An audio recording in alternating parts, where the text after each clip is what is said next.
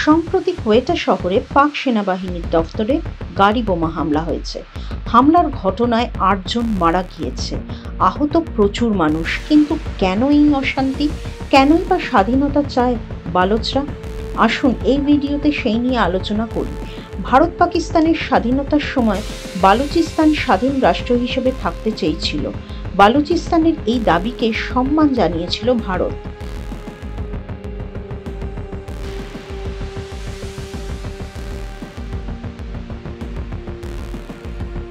প্রথম দিকে বালুচদের স্বাধীনতার পক্ষেই ছিলেন জিন্নাও, কিন্তু তারপর আগ্রাসী মানসিকতা থেকে এক প্রকার জোর করে বালুচিস্তান দখল করে পাকিস্তান। 1947 সালে স্বাধীনতার সময় বালুচিস্তান ইংরেজদের অধীনে আধা স্বায়ত্তশাসিত একটা রাষ্ট্রের মর্যাদা পেয়েছিল। 1947 সালে পাকিস্তানের স্বাধীনতার পরও 227 দিন বালুচিস্তান একটা স্বাধীন দেশ হিসেবে টিকেছিল। বালোচ নেতারা সেই সময় তাদের স্বাধীনতায় ভারতকে মিত্র দেশ হিসেবে দেখত।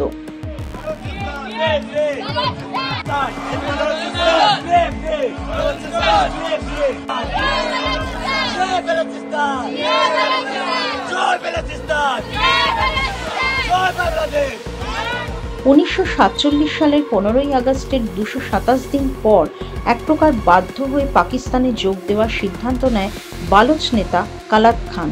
যদিও পাকিস্তানের পক্ষ থেকে প্রতিশ্রুতি ছিল বালুচিস্তানের আভ্যন্তরীণ বিষয় নাক গলাবে না পাকিস্তান, যে প্রতিশ্রুতি কখনো রাখেনি পাকিস্তান। ভারতের প্রাক্তন প্রতিরক্ষা মন্ত্রী ভি.কে. কৃষ্ণ মেনন একবার দাবি করেছিলেন স্বাধীনতার পরপরই ভারতে যুক্ত হতে চেয়েছিল বালুচিস্তান।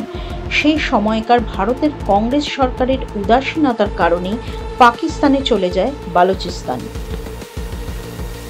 ইরান মালভূমির দক্ষিণ পূর্বে হেলমান্দ নদীর তীরে অবস্থিত বালুচিস্তানকে দু হাতে ঢেলে সাজিয়েছে প্রকৃতি। উপরে প্রাকৃতিক সৌন্দর্য, মাটির নিচে সমৃদ্ধ খনিজ ভাণ্ডার রয়েছে বালুচিস্তানে। বালুচিস্তানে ক্রোমাইট, ফ্লোরাইট, মার্বেল, সোনা, গ্যাস, লোহা, পেট্রোলিয়ামের মতো প্রাকৃতিক সম্পদ থাকা সত্ত্বেও এটি পাকিস্তানের সবচেয়ে দরিদ্র প্রদেশগুলোর মধ্যে একটি। সমস্যার সূত্রপাত এখানেই। নিজেদের স্বার্থে বালুচিস্তানকে চীনের উপনিবেশে পরিণত করেছে পাকিস্তান। এত বছরে ন্যূনতম পরিষেবা উন্নয়ন তো জোটেইনি, তারপর বালোচ মহিলাদের উপর পাক সেনার অত্যাচারের ঘটনা তো লেগেই রয়েছে।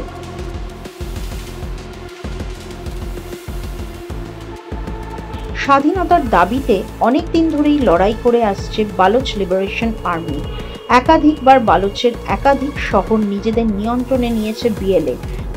পাক সেনাকে হুঁশিয়ারি দিয়ে বিএলএ পক্ষ থেকে বলা হয়েছে বালুচিস্তান সাধারণ মানুষের উপর নির্যাতন বন্ধ না হলে এবার আরও বড় হামলায় রাস্তায় যাবে বিএলএ। ব্যুরো রিপোর্ট, মাধ্যম। Goa's transformation is more than just development. It's about progress and a brighter future for all. Bridges that unite aspirations, highways that bring communities closer, world-class airports welcoming opportunities. From modern infrastructure to seamless connectivity, Goa is on the fast track to grow.